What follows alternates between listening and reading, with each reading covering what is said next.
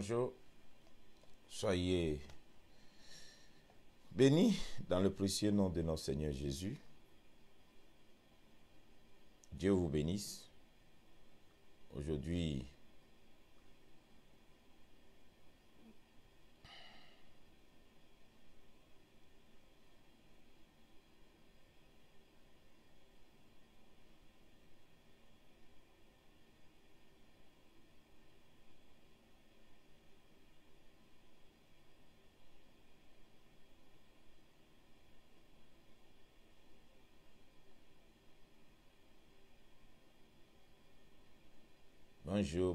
bonjour, soyez bénis.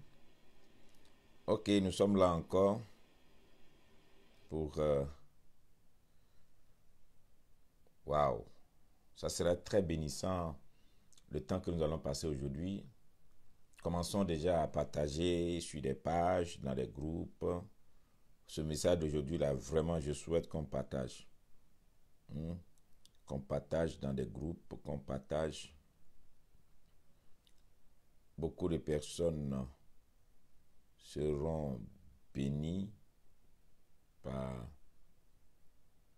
ce message, qui est un message important.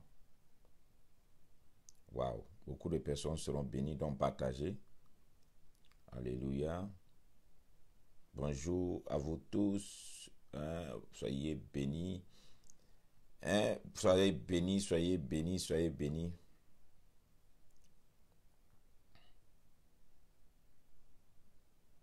Soyez bénis.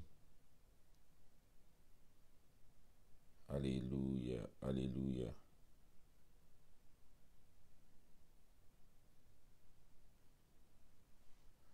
Bon.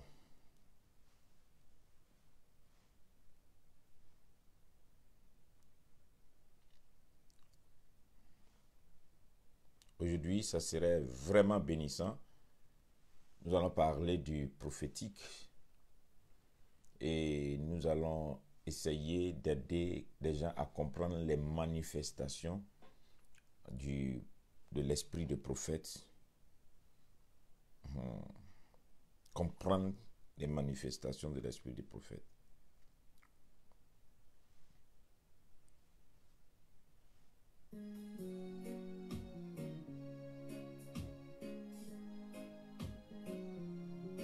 Les cœurs, les j'aime. Et bien sûr, nous allons commencer à partager. Alléluia. Partager. En tout cas, je vais insister pour qu'on partage ce direct-là. C'est parce que ce direct, c'est très important.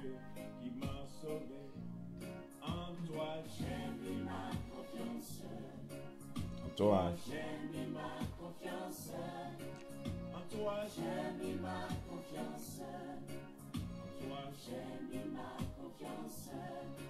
tu es le roi qui m'a choisi.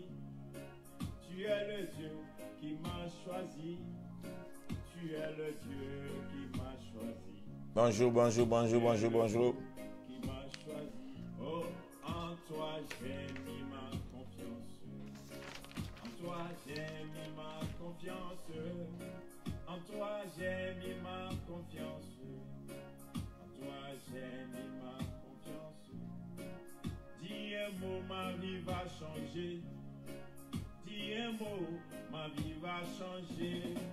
Dis un mot, ma vie va changer. Dis un mot, ma vie va changer. Oh, en toi j'ai mis ma confiance. En toi j'ai mis ma confiance. En toi j'ai mis ma confiance. En toi j'ai mis ma confiance.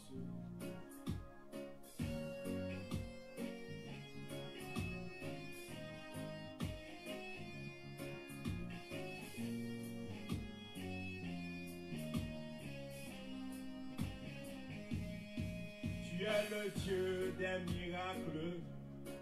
Tu es le Dieu des miracles. Tu es le Dieu des miracles. Tu es le Dieu des miracles. Oh, Jésus accomplit ta promesse. Jésus accomplit ta promesse. Jésus accomplit ta promesse. Jésus accomplit ta promesse. Jésus accomplit ta promesse. Shalom, shalom, shalom, soyez bénis. Jésus accomplit ta promesse. Sois béni, fils, soyez bénis, soyez bénis. Aujourd'hui, ça sera vraiment un... Tu es Seigneur, tu es Seigneur, tu es Seigneur, tu es Seigneur, tu es Seigneur, tu es Seigneur, tu es Seigneur, tu es Seigneur, tu es mon roi, tu es mon roi, tu es mon roi, tu es mon roi, tu es mon roi, tu es mon roi, tu es mon roi, tu es mon roi, tu es mon Dieu, tu es mon Dieu, tu es mon Dieu, tu es mon Dieu, tu es mon Dieu, tu es... Voilà, shalom, shalom, soyez bénis. Soyez bénis. Je disais qu'aujourd'hui, je vais insister pour qu'on partage cette vidéo, ce direct. Pourquoi? Ce direct va aider non seulement ceux qui aspirent au ministère de prophète, ceux qui subissent aussi le ministère de prophète. Je sais que depuis que nous avons commencé ces temps d'enseignement, sincèrement, ce n'était pas dans mon programme de commencer à enseigner sur le prophétique. J'avais lancé un temps de programme pour aider tous ceux qui étaient dans ces crises sanitaires de par le monde entier dans l'intercession. C'était mon objectif, de faire 100 jours de prière pour conduire tous ceux qui étaient dans cette crise sanitaire mondiale sur l'intercession. Et dès qu'on a commencé le premier jour, le deuxième jour, le Saint-Esprit m'a alerté et il m'a demandé de travailler plutôt sur le prophétique et d'aider beaucoup de personnes sur ce que moi j'aurais reçu et vous donner une partie de cet héritage spirituel que le Seigneur m'a donné. J'aimerais vous dire que je sais qu'il y a beaucoup de personnes qui vont avoir l'impression que le monsieur là, il est en train de déranger ou bien bon, mais ce n'est pas de ma faute parce que c'est ça aussi la mission du prophète. Et il y a des gens, d'autres qui vont retrouver peut-être leur enseignement ou bien leur doctrine, ou bien retrouver des fois la base qu'ils avaient donnée ou bien les choses qu'ils avaient enseignées sur le prophète. Ils vont se rendre compte qu'ils sont loin de ce qu'ils disaient. Mais ce qui est important pour moi, c'est d'amener les enfants de Dieu à comprendre que ce temps dans lequel nous sommes, je vous assure que personne ne vous trompe. La dimension de l'enseignement, ce n'est pas juste démontrer aux enfants de Dieu à vivre une vie de prospérité, de bonheur, quoi que je dise, de rang social. Je n'ai rien contre ça. Mais la dimension de l'enseignement dans laquelle nous rentrons dans ces derniers temps, c'est la dimension du salut. C'est la dimension de la restauration, de la dimension du retour à Christ radical. Et je sais que vous qui écoutez ces enseignements, il y a des gens, ou bien même certaines personnes, pasteurs même, qui vont vous dire, écoutez, c'est faut laisser toutes ces choses-là, voilà. Non. C'est important pour vous de savoir que dans ces derniers temps, vous aurez affaire au prophète. Il vaut mieux que le connaître. C'est pourquoi il vaut mieux le connaître pour ne pas le subir. Parce que si tu refuses de connaître le prophétique, tu vas le subir. Parce que quel que soient les dénigrements, les enseignements qu'on donne contre, quelles que soient les alertes, quel que soit tout ce que les gens disent des prophètes, qu'on dit qu'il y a des faux prophètes, il y a tant, ça n'éteint pas la popularité du prophétique. Pire encore en Afrique. Et même aujourd'hui, si vous voyez dans le monde entier, ça ne fait que s'étendre. Du coup, il vaut mieux connaître quelque chose pour savoir discerner le bon du faux que de rester seulement dans cette ignorance générale qui dit que c'est des histoires. La Bible dit que dans les derniers temps, il y aura des faux prophètes. C'est vrai ce que la Bible a dit. Mais n'oubliez pas que la Bible dit aussi, si dans les derniers temps, il y aura les faux prophètes, qui est le vrai faux prophète qui défie le faux prophète? Qui est ce vrai faux prophète qui défait les faux prophètes? Qui est, ou bien où seront les vrais prophètes qui vont réussir à mettre à nu les actes et les comportements des faux prophètes? Où sont ces vrais prophètes de Dieu qui vont aider le peuple de Dieu à ne plus sombrer sous l'influence de tout ce qui est faux?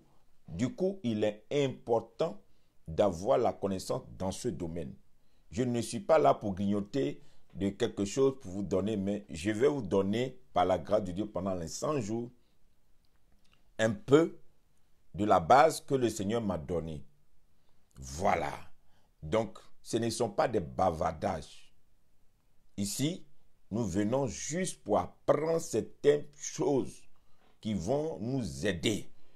Je sais aussi qu'il y a beaucoup qui se disaient prophètes ou bien qui se croyaient prophètes. Pas parce que, c'est juste parce qu'ils n'avaient pas de connaissances ni d'enseignement.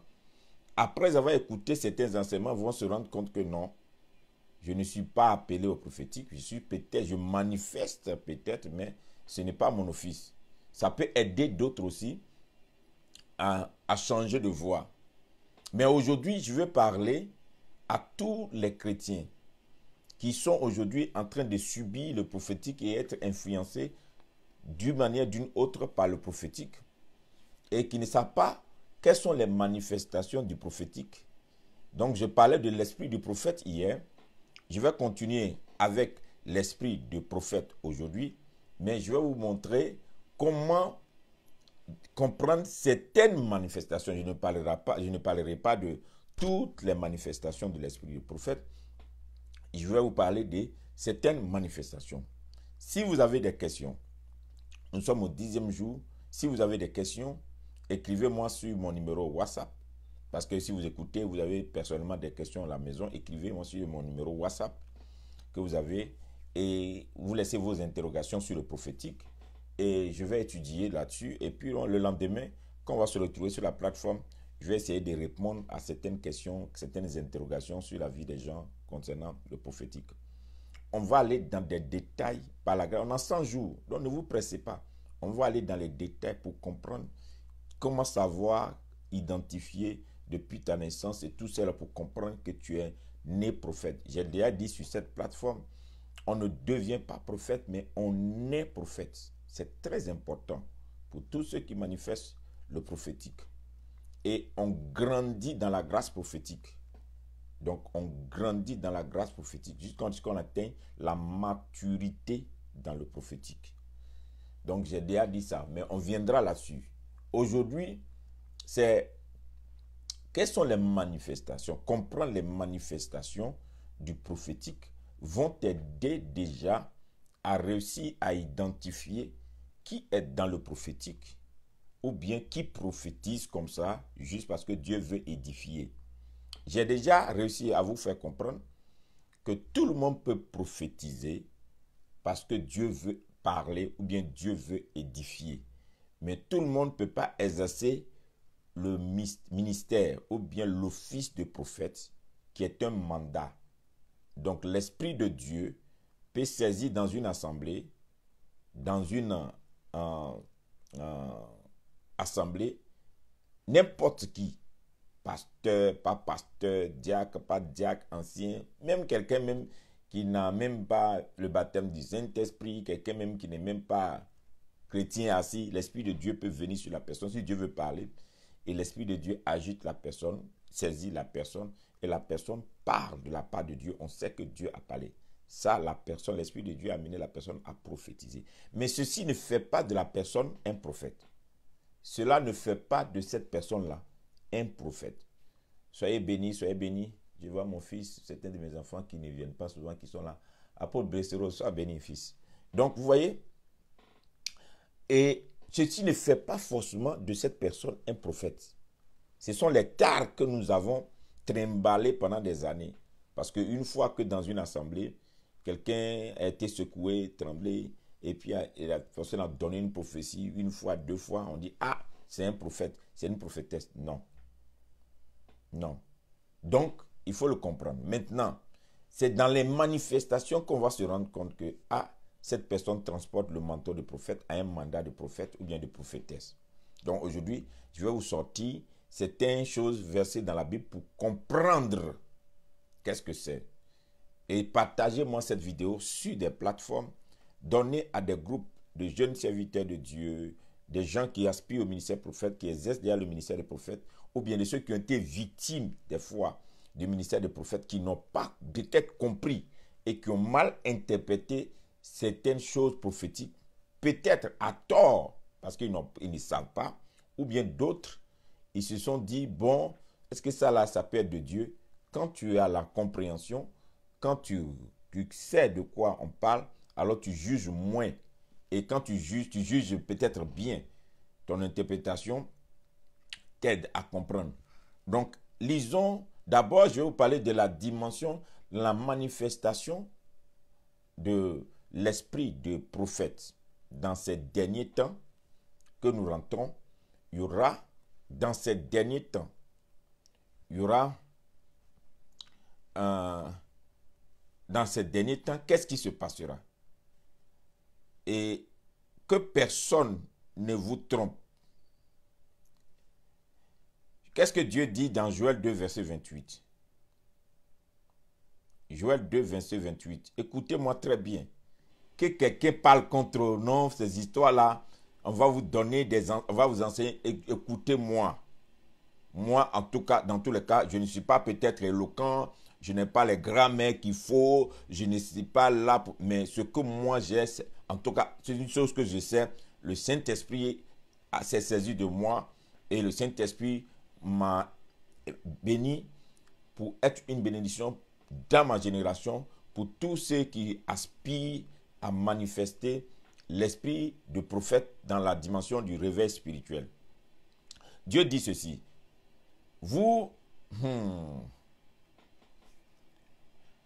hey, Seigneur, dans Joël 2, à partir du verset 25, je vous remplacerai les années qu'ont dévoré la sauterelle, le Djélek, le Asile, le Gazam, la grande armée que j'avais envoyée contre vous. Ça, c'est une dimension du réveil spirituel qu'il faut étudier pour comprendre. Qu'est-ce que c'est que les années dévorées par la sauterelle, le Djélek, le Asile, le Gazam? C'est des choses qu'il faut étudier pour comprendre ce que c'est. Et Dieu dit qu'il va remplacer cette armée qu'il a envoyée contre nous. Donc, ce n'est pas tout qui est envoyé par le diable. Il y a beaucoup de choses que Dieu a envoyées pour donner un signal, pour parler à son peuple, ou bien pour ramener son peuple à lui. Mais il dit,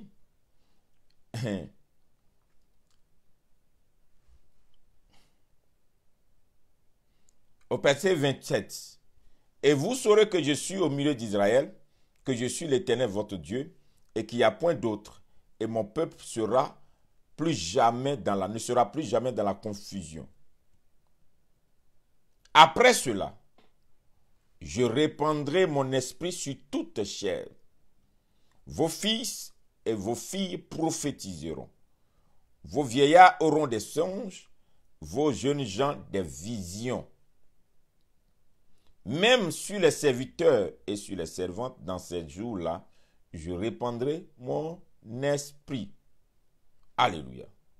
Donc, il dit que dans les derniers temps,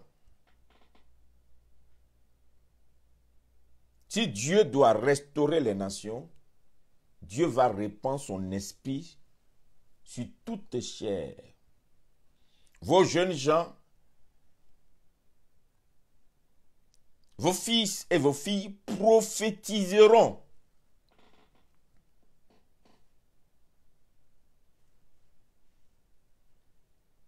Prophétiseront. Donc, l'esprit qui se manifestera dans ces derniers temps, c'est l'esprit du prophète. C'est l'esprit de prophète. C'est la vérité. Lisons encore. Dans Luc 1, verset. Dans Luc 1, verset 13 au verset 17. Mais l'ange dit à Zacharie, ta prière a été exaucée. Ta femme Élisabeth t'enfantera un fils, tu lui donneras le nom de Jean. Il sera pour toi un sujet de joie et d'allégresse. Et plusieurs se réjouiront de sa naissance. Car il sera grand devant le Seigneur. Il ne boira ni vin, ni liqueur enivrante. Et il sera rempli de l'Esprit Saint dès le sein de sa mère. Il ramènera le cœur des enfants d'Israël au Seigneur leur Dieu. Il marchera devant Dieu avec l'esprit et la puissance d'Élie. Il marchera avec l'esprit et la puissance d'Élie. Il marchera devant Dieu avec l'esprit et la puissance d'Élie. On parle ici de l'esprit du prophète Élie. Il marchera, Jean-Baptiste marchera avec l'esprit et la puissance d'Élie. Donc l'esprit qui a été donné au prophète Élie, c'est cet esprit-là qui se reposera sur Jean-Baptiste.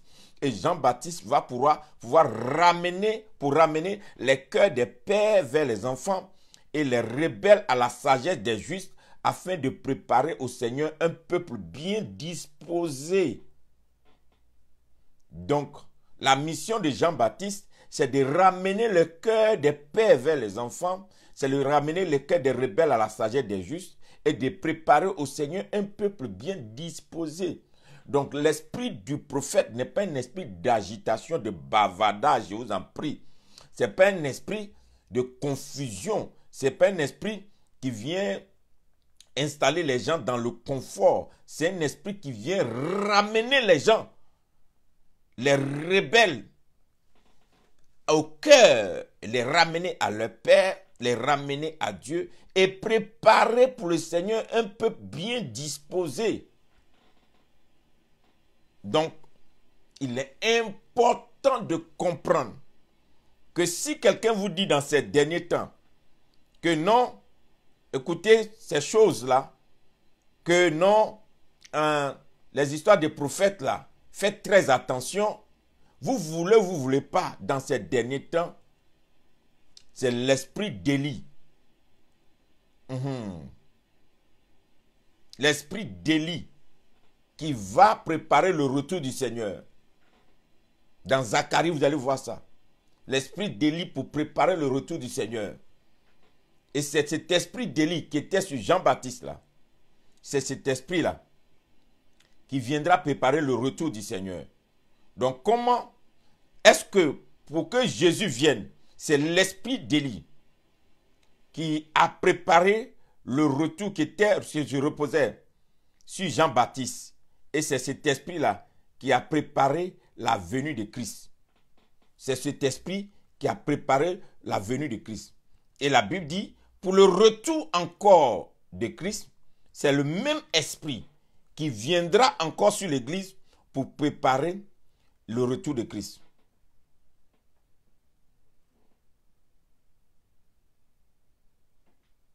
Alléluia. Et ce qui est grave encore, je vais vous lire un passage pour comprendre que personne ne vous enlève le prophète dans votre vie chrétienne dans ces derniers temps. Je vous dis la vérité. Dans le livre de Luc 9, à partir du verset 18, un jour que Jésus priait à l'écart, ayant avec lui ses disciples, il leur posa cette question, « Qui dit-on que je suis ?» Il répondit, « Jean-Baptiste, les autres, Élie, les autres, qu'un des anciens prophètes est ressuscité, et vous, que dit-il que je suis ?» Pierre répondit, « Le Christ de Dieu. » Jésus leur recommanda sévèrement de ne le dire à personne. Vous voyez, ici, quand Jésus a commencé à manifester ce qu'il transportait, les gens ont commencé déjà à le comparer au prophète Élie, à Jean-Baptiste, toutes ces choses avant que Pierre ne révèle qu'il est le Christ de Dieu. Ce qui veut dire que le Christ, même l'image de Christ, notre Christ, son image est faite en sorte pour voir comment est-ce que Élie et Jean-Baptiste, ces deux fonctions, l'accompagnent dans sa mission terrestre et sa mission aussi de préparer l'avènement de l'Église. Donc, je vous montre aujourd'hui maintenant quelles sont ces manifestations de l'esprit d'Élie, de l'esprit de Jean-Baptiste qui sera sur l'Église des derniers temps, qui sera sur tous les chrétiens des derniers temps. Ce n'est pas une question de je suis Assemblée de Dieu, je suis baptiste, je suis Eve Mission, je suis catholique, je suis... Ce sera le même église, le même esprit sur toute l'église universelle. C'est-à-dire, les 7 églises auront le même esprit. Il n'y aura pas de différence. Il n'y a pas un qui aura sa voix, non. Nous tous, nous allons subir le même esprit qui est l'esprit d'Élie qui va préparer l'église de Christ à son avènement. Donc, que tu es chrétien, je ne sais pas de tel bord ou bien de pas tel bord, tu es obligé de connaître qu'est-ce que c'est que l'esprit d'Élie. Voilà. Et c'est cet esprit-là qui a accompagné Jean-Baptiste dans la puissance pour préparer un peuple bien disposé pour le Seigneur. Lisons maintenant Éphésiens 3 pour comprendre les mystères, pour dire qu'est-ce que où Dieu a caché les mystères de Christ. Les mystères de Christ. Lisons Éphésiens 3. Éphésiens 3, le verset 1 à 6. À cause de cela, moi, Paul, le prisonnier de Christ pour vous, païens, si du moins vous avez appris quelle est la dispensation de la grâce de Dieu qui m'a été donnée pour vous, c'est par révélation. C'est par révélation. Il n'a pas dit que c'est par formation. C'est par révélation. Il n'a pas dit que c'est par formation. C'est par révélation que j'ai eu connaissance du mystère sur lequel je viens d'écrire en peu de mots. Paul reconnaît que c'est par révélation qu'il a eu connaissance du mystère sur lequel il écrit en peu de mots. Ce qui vient confondre rapidement cette thèse qui fait croire que on ne peut pas avoir une rencontre intime avec Christ si on n'est pas bien formé. Aucune formation humaine, bien que je sois un adepte, je sois vraiment quelqu'un qui recommande fermement la formation pastorale, la formation théologique, je ne mettrai jamais ces formations au-dessus de la rencontre avec Christ, qui marque la différence. Paul dit ici, Paul qui était le plus formé, au pied de Gamaliel, vous connaissez bien la formation, en même temps qu'elle a ses avantages, la formation a ses inconvénients. Je ne suis pas là aujourd'hui, mais on viendra un jour dessus pour comprendre. Donc, il dit, c'est par révélation que j'ai eu connaissance du mystère sur lequel je viens d'écrire en peu de mots. Il dit, en les lisant, vous pouvez vous représenter l'intelligence que j'ai du mystère de Christ. Il n'a pas été manifesté au Fils des hommes dans les autres générations comme il a été révélé maintenant par l'Esprit aux saints apôtres et prophètes de Christ. Il y a 2 témoins devant le trône de l'évangile, c'est l'apôtre et le prophète. Je viendrai sur les 2 témoins dans une autre vidéo. La dimension apostolique et la dimension prophétique. Ce sont les 2 dimensions qui sont témoins. On viendra dessus. Donc, il dit ici, il n'y a pas, cette lumière, cette connaissance n'a pas été manifestée aux générations, aux jeunes générations, comme il a été révélé par l'Esprit aux saints apôtres et prophètes de Christ. Ce mystère, c'est que les païens sont cohéritiers, formant un même corps et participent à la même promesse en Jésus-Christ par l'évangile. Donc, il montre ici qu'ils ne pouvaient pas comprendre que les païens pouvaient avoir droit à l'évangile. Donc, il y a des mystères qui sont cachés en Christ. Il y a des mystères qui sont cachés en Christ que personne ne peut taper la poitrine pour dire « moi je connais Dieu ».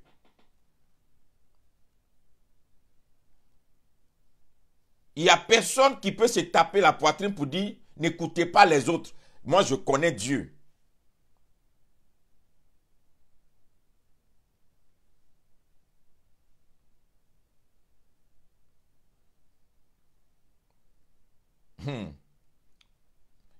Il est dangereux que quelqu'un se donne ce titre-là pour dire que moi, on est allé dans les grandes écoles, on s'est fait former et que donc nous, on est plus bien formés et on connaît mieux, on peut vous communiquer.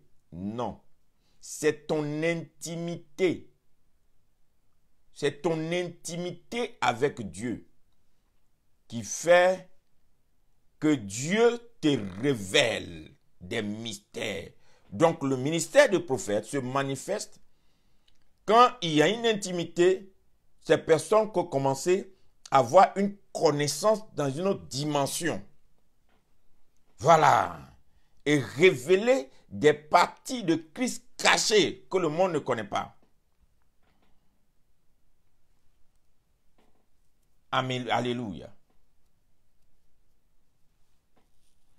Et il a dit, dans Éphésiens 3, verset 9, quand je lis, il dit, et de mettre en lumière quelle est la dispensation du mystère caché de tout temps en Dieu qui a créé toutes choses. Il dit, ce mystère a grandi dans Éphésiens 5, 32. Ce mystère est grand. Dans Éphésiens 5, 32. Ce mystère est grand. Je dis cela par rapport à Christ et à l'Église. Au verset Éphésiens 6, verset 19. Priez pour moi afin qu'il me soit donné, quand j'ouvre la bouche, de faire connaître hardiment et librement le mystère de l'Évangile. L'Évangile, c'est caché.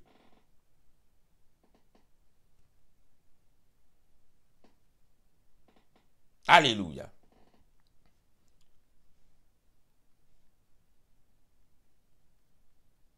Donc, le rôle du ministère de l'évangile aussi, du ministère de prophète, c'est de révéler certains mystères cachés de Christ. Donc, c'est une des manifestations qui trouve que il y a des mystères qui sont cachés en Christ que nous ne connaissons pas, que des générations n'ont pas connus, que l'esprit des prophètes va puiser, puisqu'il est dans le secret, pour venir mettre à jour par révélation. Donc, la connaissance qu'on a par l'instruction, par la formation, elle est limitée à une génération. Parce qu'un homme ne peut te donner que ce qu'il a reçu lui aussi. Mais quand Dieu veut travailler dans une autre dispensation, dans une autre dimension, dans une génération, puisque si une génération doit transmettre la torche à une autre génération, le mandat est donné selon ce que nous vivons. Donc, Dieu se révèle encore autrement, dans une autre dimension. C'est pourquoi Abraham a vu Dieu par les étoiles. Abraham a vu Dieu sur le mont Moriah comme un bélier dans un buisson. Moïse a vu Dieu dans le désert, mais dans un buisson ardent. Jacob a vu Dieu sous forme des anges qui sont descendus sur la terre. Alléluia. Pierre, la Bible dit que Étienne, quand il était en train d'être lapidé, Étienne était à genoux, on le lapidait à mort, et le ciel s'est ouvert. Étienne a vu le Christ assis à la droite du Père. Et il a déclaré. Donc ça là, ça n'a rien à voir avec j'ai appris, on m'a formé, j'ai eu un grand docteur de la parole qui a eu les doctorats en théologie, m'a montré que ça. On n'apprend pas Dieu. On n'étudie pas Dieu. Dieu se révèle. Je répète, on n'apprend pas Dieu. On ne peut pas étudier Dieu. Dieu se révèle. Mais seulement, on peut avoir des informations de ce que Dieu peut faire en allant à l'école pastorale, en allant à l'école théologique. Ça nous donne des informations. On a au moins une idée. Mais ce n'est pas ce qui nous révèle Dieu. Dieu se révèle. On ne l'apprend pas. Donc que les gens ne se tapent pas la poitrine pour dire non, nous on a un niveau maintenant où on peut vous montrer. Non, hein, Dieu là, il a dit dans les derniers temps, je répandrai mon esprit sur toute chair. Ne vous faites pas abrutir par des gens qui veulent vous dire qu'ils ont le cutis, venez, on va vous enseigner, on va vous former. On venait chez Dieu. Cherchez à avoir une intimité profonde avec Dieu. Cherchez à avoir une relation avec le Saint-Esprit. Dans ces derniers temps-là, il est bon, c'est le temps du Saint-Esprit, c'est ça la vérité, que beaucoup ne vont pas accepter.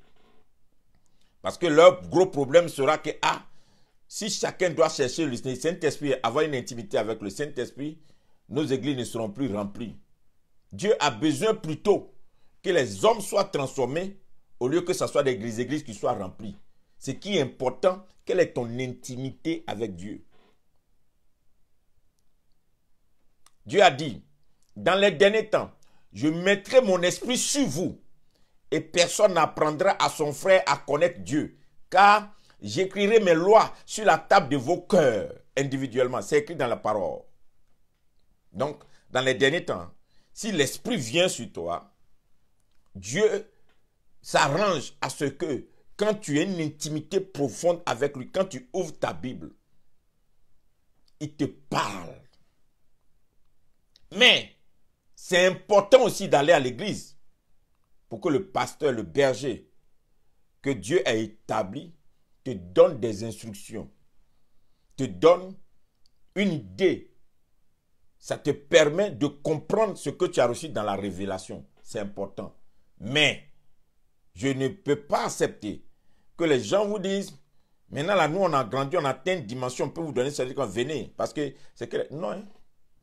Surtout moi, j'ai béni Dieu pour ma vie. Je ne suis pas un bavard. J'ai pris mon temps pour étudier. J'étais le premier à sortir une phrase que le Saint-Esprit m'a donnée dans une consécration, un jeûne de consécration de 4 mois que j'ai fait fermer. 4 mois sans sortir. En train de chercher la connaissance dans la présence de Dieu. 4 mois. Je ne suis pas sorti. 4 mois enfermé. En train de jeûner, prier, chercher. Seigneur, je ne veux pas parler de quelque chose que je ne connais pas. Seigneur, dis-moi. C'est là que j'ai entendu le mot incubation prophétique. Incubation prophétique. Qu'est-ce que ça veut dire? C'est après que j'ai pris le dictionnaire pour aller chercher à comprendre. Ça veut dire quoi? Si le Saint-Esprit n'a pas mis en toi, c'est comme un dépôt. Le Saint-Esprit n'a pas mis un dépôt en toi.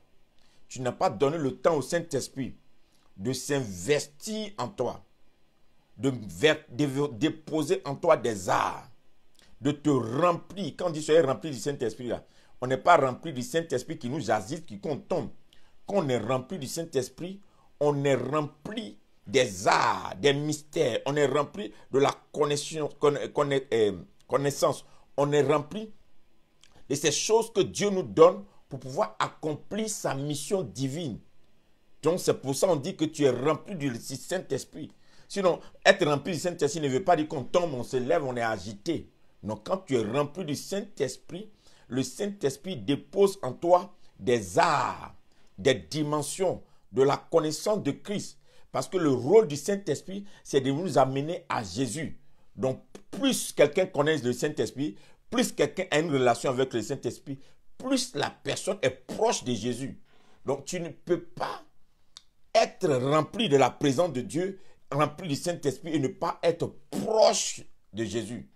C'est pourquoi dans ces derniers temps, il y a beaucoup de chrétiens qui sont proches de leur pasteur, mais ils ne sont pas proches de Jésus. Ils ne sont pas proches de Jésus.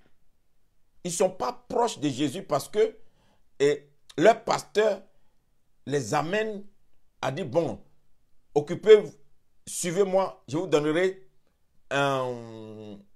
des choses de qualité. Mais personne aujourd'hui n'arrive à cultiver une intimité personnelle avec Dieu. Ce n'est pas vrai. Dans ces derniers temps, je répandrai mon esprit sur toute chair. Sur toute chair. Donc, il est important pour toi, toi qui m'écoutes là, arrête ça dans ces derniers temps là. Commence à cultiver une intimité personnelle et privée avec Dieu. C'est important. Ce que le pasteur te donne est un ajout. Parce que chacun de nous a une mission, un mandat. Et d'ailleurs, plus tu comprends cette intimité avec le Saint-Esprit, plus tu honores Dieu au travers de ton pasteur. Plus tu comprends lui-même sa mission, plus tu comprends comment même le respecter, lui donner une valeur, parce que le Saint-Esprit te met, je ne sais pas comment je vais vous dire, mais c'est formidable, marcher avec le Saint-Esprit. Donc, l'une des missions du ministère de prophète n'est pas de bavarder, c'est d'ouvrir sur vous les mystères cachés, certaines dimensions cachées en Christ que vous ne connaissez pas encore. Moi, aujourd'hui, je suis au regret de voir, d'entendre des hommes de Dieu qui ont prêché certaines choses à des enfants de Dieu pendant des années, 25 ans, 15 ans, 30 ans. Ils ont prêché des choses et ils se sont investis dans ces choses. Des chrétiens les ont suivis. Et une année, il vient s'arrêter et puis dit vraiment, je me répands, je regrette, j'ai fait ça, j'ai prêché ça, c'est pas bien. Maintenant là, nous tous allons. Et ceux qui sont morts, qui n'ont pas eu le temps de sa repentance, qu'est-ce qu'ils sont devenus? Qu'est-ce qu'ils sont devenus? Pourquoi? Parce qu'on ne permet pas aux gens d'avoir une intimité avec Dieu. On ne permet pas aux gens, partagez-moi cette vidéo dans les groupes, partagez-moi cette vidéo sur des plateformes. Il faut qu'il y ait des gens qui écoutent, comprennent que dans ces derniers temps, il est dangereux de ne pas avoir une intimité avec Dieu. Je suis un pasteur qui croit au principe de paix spirituelle. Les gens me connaissent pour ça. Je crois au principe de leader. Je crois à beaucoup de choses. Mais, toutes ces choses-là, c'est rien par rapport à ton intimité personnelle avec Dieu. Je vous dis la vérité. Des gens ont bâti des églises de combien de milliers d'âmes sur champions, les leaderships, sur les histoires de coaching, sur les histoires de quoi. Un matin, là, ils se sont levés et dit non, ça là, on n'est pas dans la vérité. Hein. Et un temps, là, ils se sont repentis avec Dieu là-bas. Et ils continuent de vous prêcher maintenant. Allons maintenant. Mais et ceux qui sont morts, en pensant que c'était de l'évangile, et ceux qui étaient morts, qui sont morts, pensant qu'ils étaient dans la vérité, ils vont aller où? Ils vont aller où?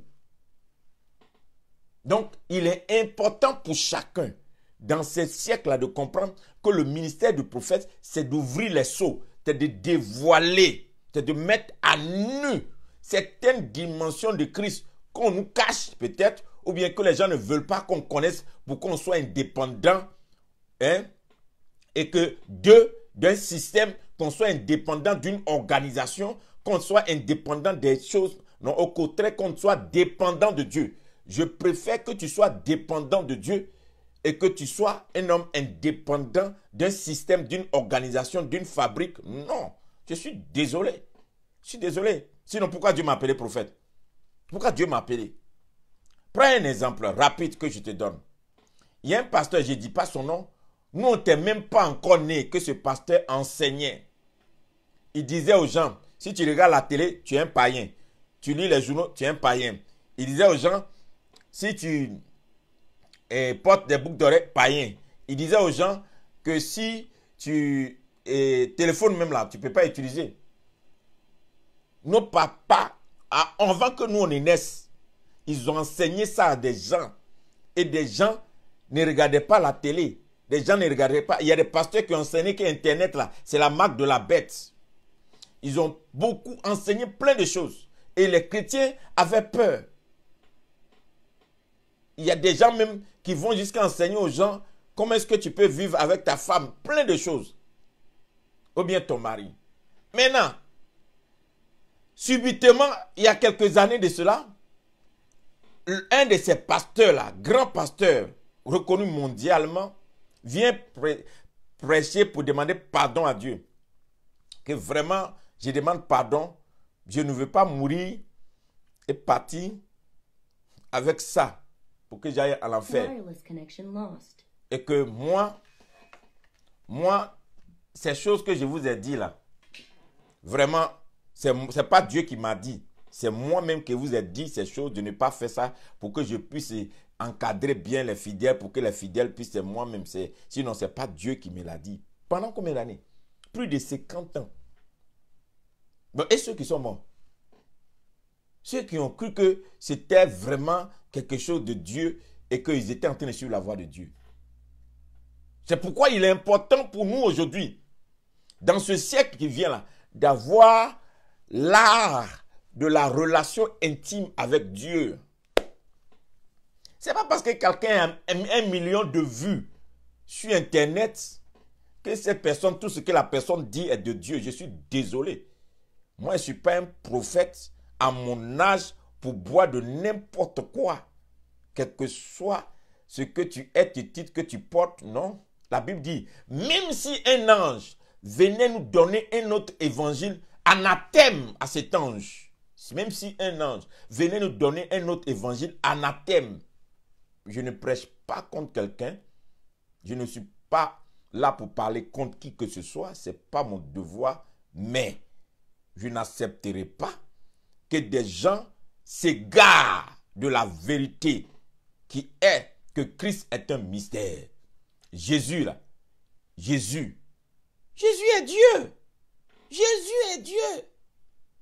Donc le rôle du prophète là, c'est pas bavarder. Non, voici ton numéro de téléphone, ton papa s'appelle tant, ta tante a mangé ça, il y a les gens qui sont tombés dans ta famille, l'autre rentré sous sol. Le rôle du prophète, c'est de te montrer Jésus.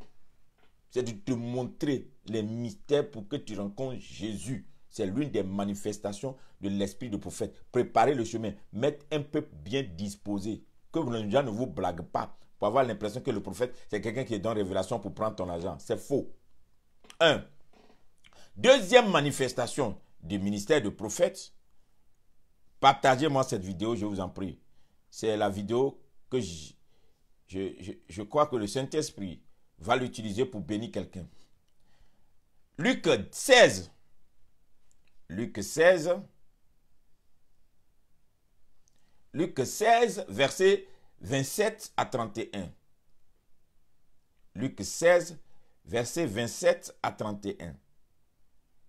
Le riche dit, je te prie donc, Père Abraham, d'envoyer Lazare dans la maison de mon père, car j'ai 5 frères. C'est pour qu'il leur atteste ces choses, afin qu'ils ne viennent pas aussi dans ce lieu tourment. Abraham répondit, ils ont Moïse et les prophètes qui les écoutent.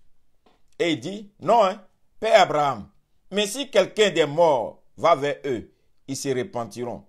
Et Abraham lui dit, s'ils n'écoutent pas Moïse et les prophètes, ils ne se laisseront pas persuader quand même quelqu'un des morts ressusciterait. Donc, l'évangile, c'est dans le Nouveau Testament qui nous parle du riche et de Lazare le pauvre. Et ce riche-là qui veut que Abraham, c'est à Abraham que le riche parle. Il n'a pas parlé à Dieu. C'est à Abraham que le riche parlait. Il dit, Abraham permet que je retourne. Donc j'espère, est-ce que tu es chrétien? Tu sais ce qu'on appelle le sein d'Abraham? Pose-toi cette question d'abord. Tu sais ce qu'on appelle le sein d'Abraham? Quand tu vas mourir, là, on dit que tu vas aller dans le sein d'Abraham. Tu sais ce qu'on appelle le sein d'Abraham? Pose-toi cette question d'abord. Donc, et Abraham lui dit, ils ont les prophètes et Moïse avec eux. S'il ne veut pas écouter, ce n'est pas quelqu'un qui va ressusciter d'entre les morts qui va aller leur parler. Combien de personnes ont apparu ici pour dire, oui, je suis parti au séjour des morts, et puis je suis ressuscité, j'ai vu que l'enfer existe, j'ai vu telle personne en l'enfer, croyez en l'enfer. Les gens ont cru à l'enfer? Non. Le rôle du prophète, c'est de prêcher la repentance. L'esprit d'Élie, c'est l'esprit qui ramène les cœurs, l'esprit de repentance. Seul le prophète transporte cet esprit qui amène les gens à croire au jugement dernier, à se repentir véritablement. La repentance véritable. Le message de la repentance vient de l'esprit des prophètes. C'est l'esprit qui a été donné à Jean-Baptiste. Quel est l'esprit qui a été donné à Jean-Baptiste? C'est l'esprit d'Élie et la puissance d'Élie qui l'a accompagné. C'est ce qu'on a lu au début. Ceux qui ont le verset, ils peuvent reposter ça pour ceux qui viennent d'arriver. Donc, la repentance est dans le langage même du vrai prophète de ces derniers temps.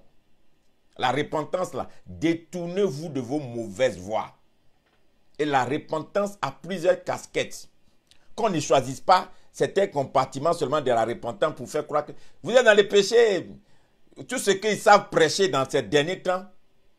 Tu couches avec une femme que tu n'as pas mariée, tu es un péché, tu es allé en enfer. Tu couches avec un mari que tu n'as pas marié, tu vas aller en enfer. Tu n'es pas marié et puis tu fais le sexe, tu vas aller en enfer. C'est une partie. Ce n'est qu'une partie.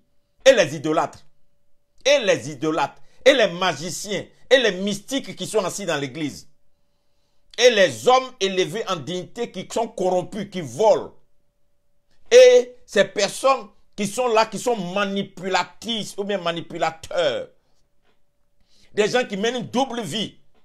Matin, ils sont chez Dieu, le soir, ils sont chez les diables. C'est le message de la repentance, c'est un message. Ce n'est pas un petit message, hein. Faut pas aller prendre seulement. Oui, arrête de coucher avec une femme que tu n'as pas mariée, sinon tu vas à l'enfer, c'est vrai. Arrête de coucher avec un mari que tu n'as pas marié, sinon tu vas à l'enfer, c'est vrai.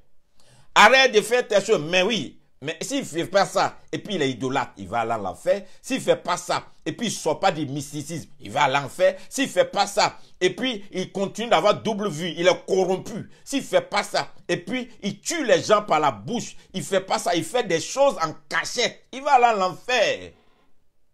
Donc le message de la repentance, ce n'est pas un message de moralité, c'est un message de délivrance.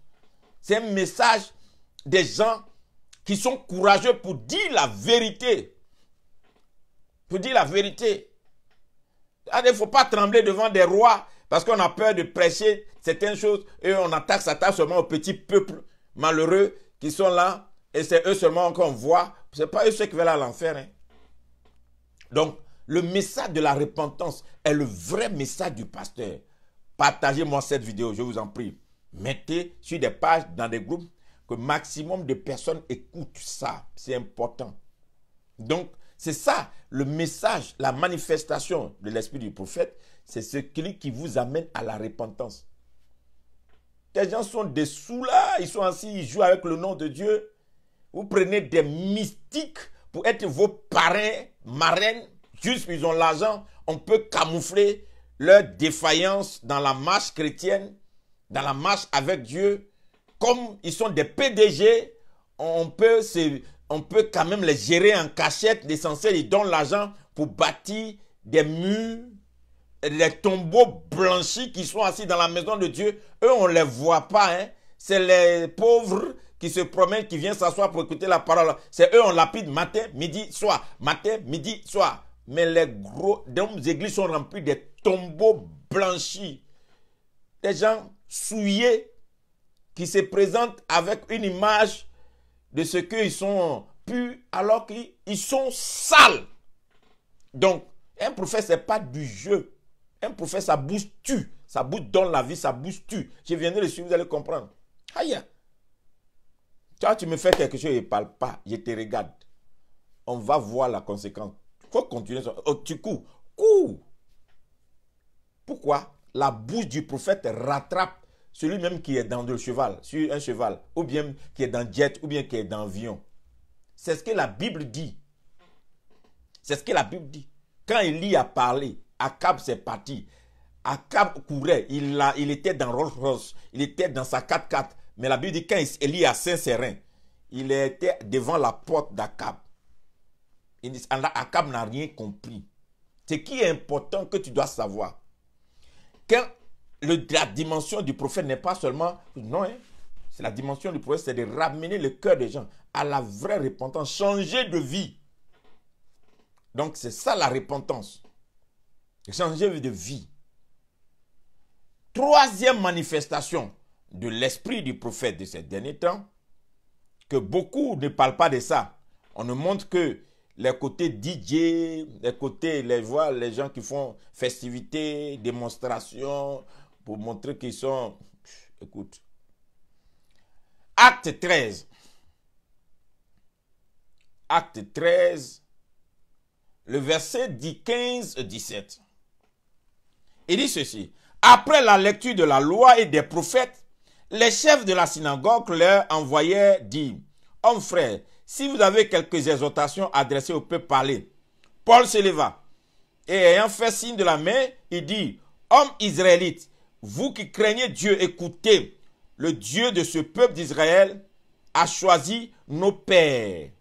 Il mit ce peuple en honneur pendant son séjour au pays d'Égypte et il en a fait sortir par son bras puissant. » Alléluia. Donc ici, Paul en train de parler, on dit après avoir lu la loi et les prophètes, et maintenant il donne la parole à Paul. Après avoir lu la loi et les prophètes, on donne la parole à Paul. Ce qui veut dire que Paul va maintenant interpréter le prophète et la loi.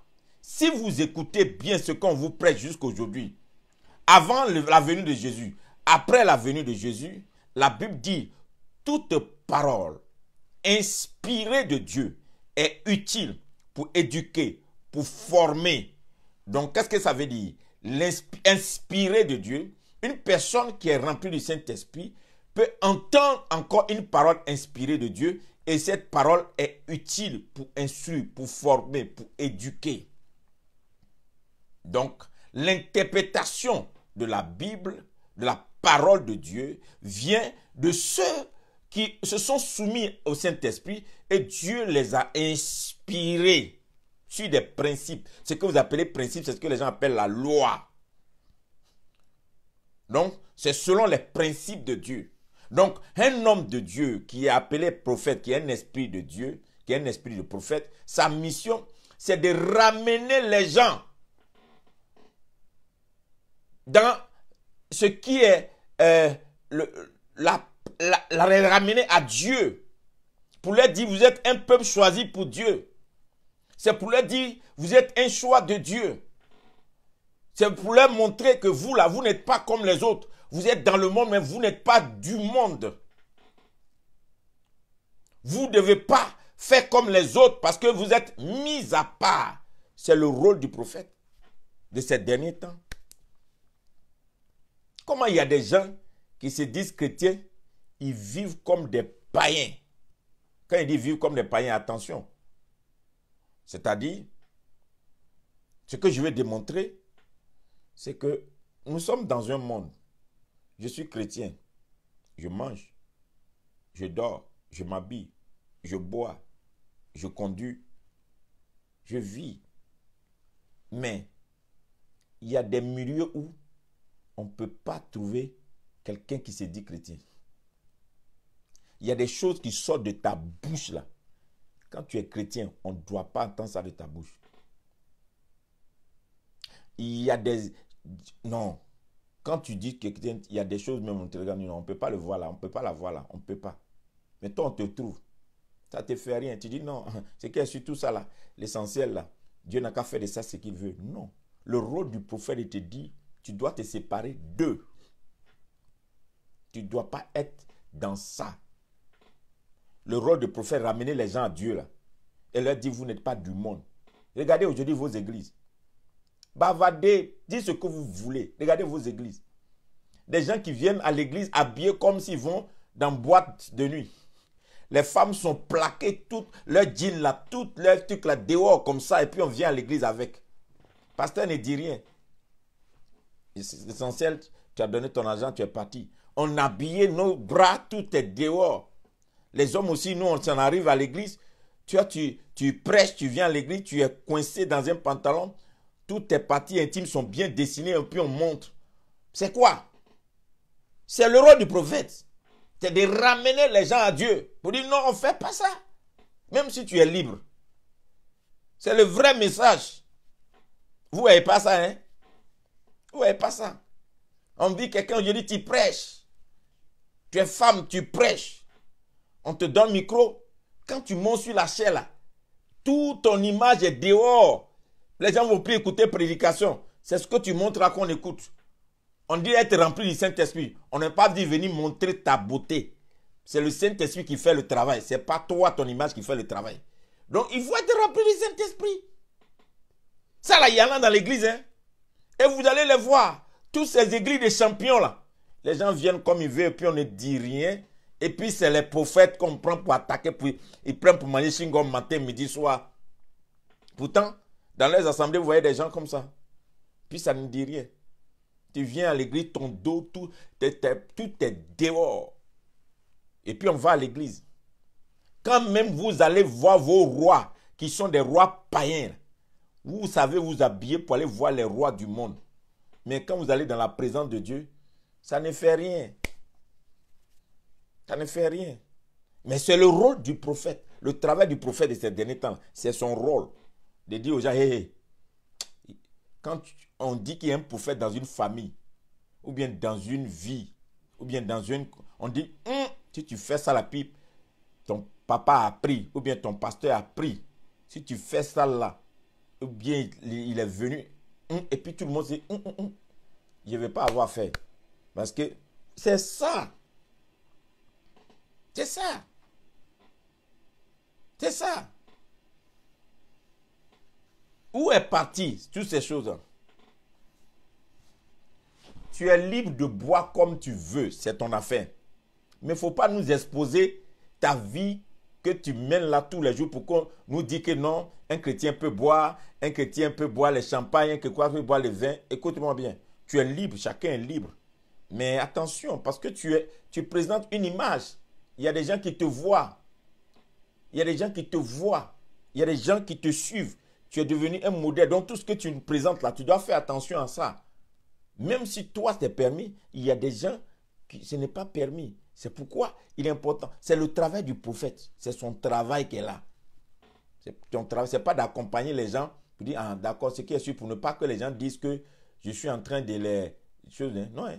Depuis la race des temps, Jean-Baptiste, il n'est jamais venu dire à des gens, et Dieu vous aide, Dieu a me dit, race de vipères. Race de vipères. Mais les gens ont écouté, ils sont allés se faire baptiser. Donc, un prophète là, ce n'est pas forcément quelqu'un qui applaudit tout. Il doit dire ce que Dieu lui dit de dire. Même si c'est à son papa, c'est à sa maman, c'est à sa soeur, c'est à ses frères, c'est à son roi, c'est à son quoi, il doit dire ce que Dieu lui dit de dire. C'est ça qu'on appelle prophète. Ce n'est pas des gens qui arrangent des choses pour dire, bon, pour ne pas que l'autre pense que... Non, il faut dire. Si tu n'es pas prêt, ferme ta bouche, ne sois pas prophète. Une autre chose, ramener le prophète a pour mission de ramener les gens à la foi authentique, la foi pure. Lisons dans Romains 16, partagez cette vidéo s'il vous plaît. Romains 16, le verset 25. Romains 16, le verset 25 à 27. Romains 16, le verset 25 à 27. La foi pure.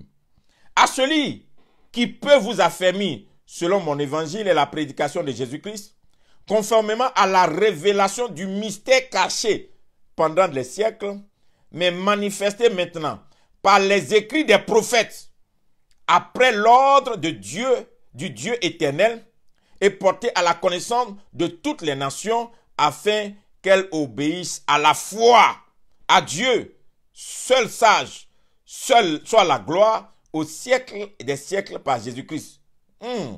C'est trop dangereux ce passage. Ce passage est trop dangereux. Écoutez bien.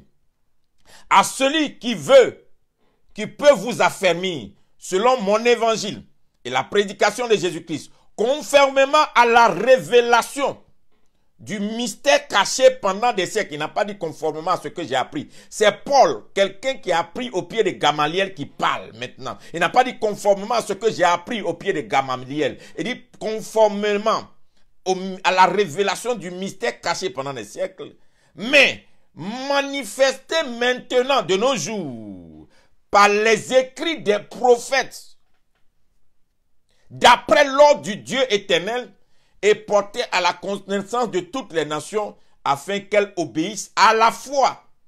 Donc le message du prophète nous amène à obéir à la foi.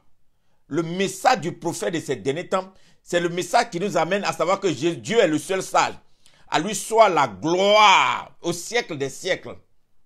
Donc le message du prophète n'est pas pour nous faire plaisir, c'est pour nous amener à la vraie foi. Donc l'une des manifestations de l'esprit du prophète, c'est l'esprit qui t'amène à la foi authentique, à la foi pure. Est-ce que tu crois encore en Dieu? Est-ce que tu crois encore en Dieu? La foi, la vraie foi.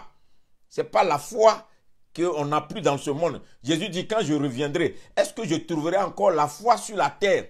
Il n'a pas dit si je trouverai des bâtis, je trouverai des églises, je trouverai des bishops, des archibishops, des évêques, des quoi. Il dit, je trouverai la foi. Donc ça veut dire, on peut construire une grande église, ne plus avoir la foi. On peut être archibishop, ne plus avoir la foi. On peut être et ne pas faire. On peut faire tout ce qu'on veut, ne plus avoir la foi. Donc la foi va manquer. Ce qui manque dans ces derniers temps, ce ne sont pas les rassemblements, c'est la foi.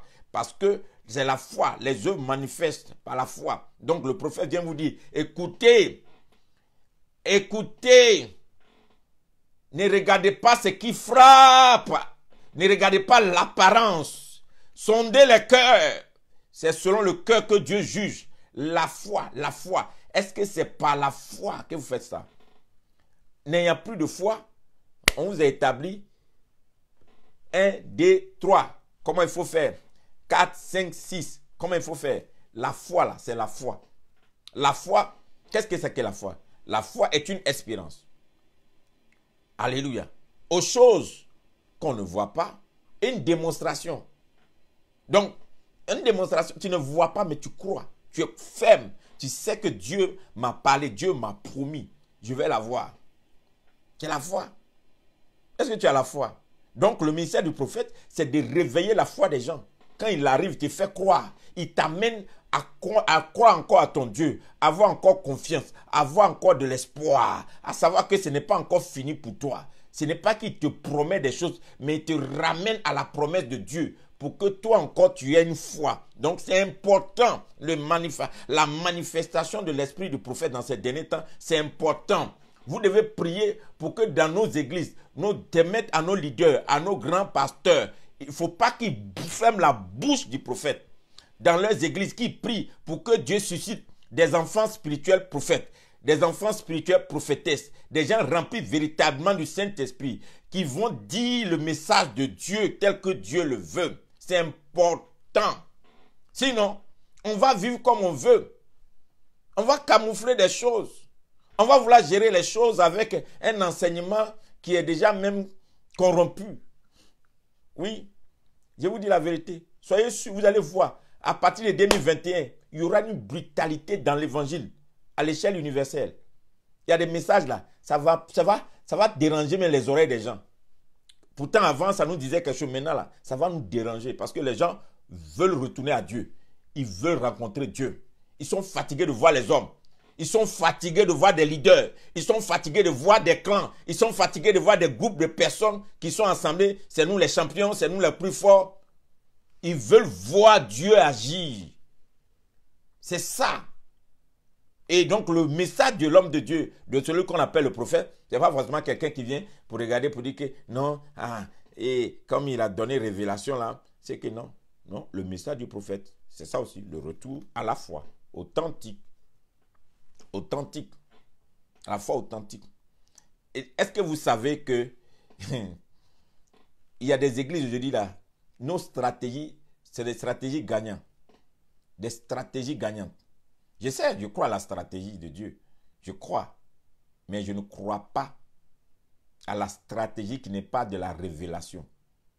Il y a des stratégies qui ne sont pas des révélations. Il y a des stratégies qui ne sont que des plaquages du système du monde pour gouverner l'église de Dieu. Comment est-ce qu'on peut prendre un système dans le monde pour gouverner l'église de Dieu? Dieu a son gouvernement.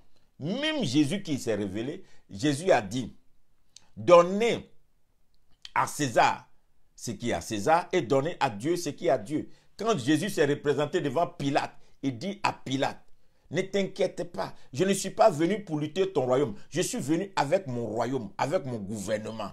Donc on ne peut pas prendre des principes du monde pour gouverner l'église.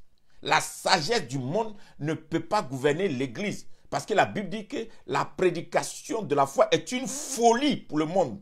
Donc le monde ne peut jamais croire à la puissance de la prédication de l'évangile. Donc ce que nous prêchons par Christ, cette chose que nous prêchons par Christ, le monde ne peut jamais comprendre. Donc, je crois à la stratégie, mais la stratégie révélée de Dieu et non la stratégie plaquée selon un système de gouvernement, un système économique, selon un système de réussite du monde. Et on amène ça dans l'équipe. Non, il faut avoir la sagesse hein, parce que bon, tout le monde fait sa réussite. Ce n'est pas parce que tout le monde fait que ça réussit que ça vient de Dieu. Donc, dans ces derniers temps, il faut qu'on mette une différence, qu'on sorte de ces choses-là. C'est ça. C'est ce qu'on appelle le prophète.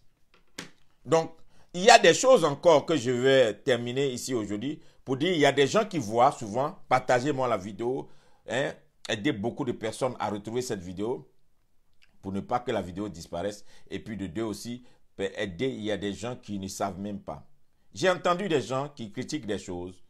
C'est leur droit parce qu'ils ne connaissent pas. Moi, mon devoir aussi, c'est de leur dire que ça existe. Il faut faire attention. Parce que ce n'est pas parce que tu ne connais pas quelque chose que la chose n'est pas biblique. Ce n'est pas parce que tu n'as jamais vu quelque chose que la chose n'existe pas. Voilà. Donc, je donne un exemple. Dans le livre de 1 Samuel 19, dans le livre de 1 Samuel 19, verset 20, Saul envoya des gens pour prendre David. Il vit une assemblée de prophètes qui prophétisaient, ayant Samuel à leur tête. L'Esprit de Dieu saisit les envoyés de Saoul et il se mit aussi à prophétiser avec eux. On fit rapport à Saoul, qui envoya d'autres gens, et eux aussi prophétisaient. Et il envoya encore la troisième fois, et il prophétisait également. Alors Saoul alla lui-même à Rama. Voilà. Vous voyez? Ici, on nous montre comment il y a des gens qui sont en groupe en train de prophétiser les prophètes. Et tous ceux qui ont été envoyés avec eux, qui sont rentrés dans leur groupe de prophètes, ont commencé à prophétiser comme eux. Ce n'est pas forcément des chrétiens. On les ramène encore 3 catégories de personnes qui viennent se mettre dans les prophètes. Et je suis prophétise. Donc attention. L'erreur fatale, c'est que les gens ne savent pas que partout où il y a des prophètes qui sont réunis en groupe et qu'ils élèvent l'esprit de prophète, il y a l'atmosphère prophétique. Et quiconque rentre dans l'atmosphère prophétique, la personne peut prophétiser. Mais dès que la personne sort de l'atmosphère prophétique, la personne ne prophétise plus. Donc ceux qui ont prophétisé ne sont pas des prophètes. Ils sont rentrés dans l'atmosphère prophétique qui a été créée par des prophètes qui étaient en train d'adorer et qui avaient un esprit de prophète et qu'ils étaient en train de prophétiser. Saoul, qui est roi, envoie 50 personnes de son armée, ou bien combien de personnes là. Quand ces gens sont rentrés, ils ont commencé aussi à prophétiser. Il dit, c'est quoi ça là? On envoie encore une autre catégorie. Eux aussi, ils ont commencé à prophétiser. Ils envoient encore 3e fois. Ils ont commencé à prophétiser. Moi, mais je vais partir. Qu'est-ce que ça veut dire? Vous voyez combien de fois le ministère des prophètes influence? Donc, quand on introduit quelqu'un dans l'atmosphère prophétique, la personne peut être transformée par l'atmosphère et même manifester un don d'eux. Mais la personne n'est pas prophète. Donc, le gros souci aujourd'hui, c'est de voir que des gens qui ont élevé le niveau prophétique veulent transformer toute une assemblée en prophète. On veut transformer toute une région en prophète. Non, je ne suis pas d'accord. Parce qu'il y a des gens qui peuvent rentrer dans l'atmosphère prophétique et prophétiser. Mais après, l'esprit les quitte. Quand ils vont dans leur maison, ils ne sont plus prophètes. Donc l'une des manifestations de ces derniers temps, que les gens ne savent pas, c'est qu'il y a des gens qui sont rentrés dans l'atmosphère prophétique, ils ont fait une vision, ils ont fait un songe, ou bien ils ont prophétisé. Waouh, depuis que je suis sorti de cette rencontre-là, de ce programme, l'esprit du prophète m'a saisi, je suis devenu prophète. Tu n'es pas devenu prophète. Je t'ai dit, on ne devient pas prophète. On est prophète et on grandit prophète. Donc, mais c'est même si plus tard, c'est là que tu as décelé que tu es prophète, il y a un ministère de prophète qui va authentifier ton ministère par les signes qui vont se manifester dans le ministère de prophète. Les signes. Les signes qui vont s'opérer. Ce qui va faire qu'il y a des anciens qui vont authentifier pour dire que celui-là, ou bien l'église, ou bien des gens même, regardez celui-là, c'est un prophète. Parce que ce qu'il dit là, ça arrive à accomplissement. Donc, il ne faut pas t'auto-proclamer prophète. Voici que beaucoup ont payé de l'argent, sont allés dans des pays, ils ont voyagé, ils sont allés rencontrer des grands pasteurs qui manifestent des dons. Quand ils sont allés, ils sont revenus, ils ont commencé à faire des choses. Et puis après encore, ils se disent, ah, c'est que depuis que je l'ai rencontré, je suis devenu. Non. Si un prophète met un manteau sur toi et dit, suis-moi, je crois que tu rentres dans sa dimension, tu peux devenir prophète. Parce que tu es appelé prophète, tu ne savais pas. Lui, il vient te révéler ou bien faire sortir. Il vient, voilà. Mais que tu ailles auprès d'un don et qu'on prie pour toi, et puis tant, c'est saisi, et puis dis, ok, d'accord, maintenant, à partir de maintenant, je suis prophète. Il faut faire très attention. C'est des manifestations qui existent, mais il faut faire attention à ces genres de manifestations pour ne pas transporter tout le monde en prophète autour de nous. Il ne faut pas le faire. Je vous ai déjà dit, tout le monde peut prophétiser, mais tout le monde n'est pas forcément prophète. Allons dans une autre version pour comprendre des manifestations qu'il faut faire attention. 2 Rois 2,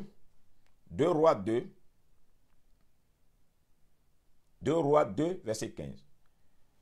2 Rois 2, verset 15. Partagez cette vidéo, s'il vous plaît. Je veux que des gens, ça va aider beaucoup de personnes. Les fils des prophètes qui étaient à Jéricho, vis-à-vis, l'ayant vu Élisée, dit, l'esprit d'Élie repose sur Élisée. Et ils allèrent à sa rencontre et se prosternaient contre terre devant lui. Ils se prosternaient contre terre devant lui.